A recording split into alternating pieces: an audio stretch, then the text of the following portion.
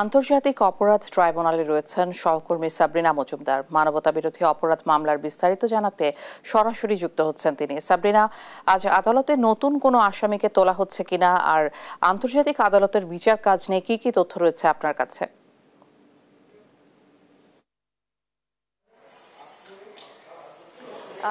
ইশিকা, আজকে আসলে যে 6 লাশ পোড়ানোর ঘটনায় যে পুলিশ কর্মকর্তারা জড়িত ছিলেন, সেখানে 3 পুলিশ কর্মকর্তার বিরুদ্ধে আদালতে 8 এপ্রিল ট্রাইব্যুনাল 3 পুলিশ কর্মকর্তাকে হাজির করার নির্দেশ দিয়েছিলেন এবং আজই তাদেরকে হাজির করা হয়েছে। তাদের সেই পুলিশ কর্মকর্তারা হচ্ছেন আব্দুল্লাহিল কাফি, আরাফাত হোসেন এবং শাহিদুল ইসলাম।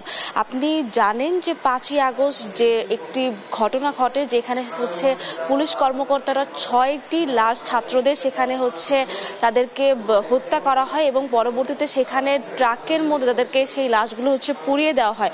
এবং সেখানে কিন্তু যে হত্যা করার সময় কিন্তু একজন ছাত্র সেখানে জীবিত ছিল, কিন্তু তারপর তার গায়ে পেট্রোল দিয়ে সেখানে জ্বালিয়ে দেওয়া হয়। এবং এরপরে এই ঘটনার তদন্তের পরে ট্রাইব্যুনাল গ্রেফতারি পরোয়ানা জারি করে এবং সেই প্রেক্ষিতেই আজকে 3 পুলিশ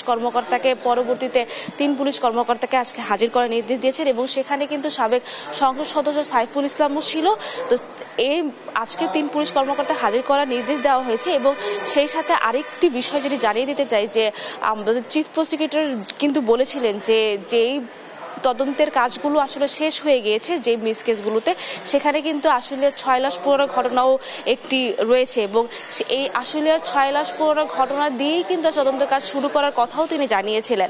তো এখন এই 3 পুলিশ কর্মকর্তাকে হাজির করার নির্দেশ দিয়েছেন এবং একটু পরেই বিচারপতিরা আসবে এবং প্রসিকিউটররা আসবেন এবং পরবর্তীতে শুনানি শুরু হবে এবং শুনানির পরই নতুন কোনো তথ্য আমরা জানতে পারবো এবং আপনাকে জানাতে পারবো। তো এই ছিল সর্বশেষ খবর আন্তর্জাতিক অপরাধ ট্রাইব্যুনাল থেকে।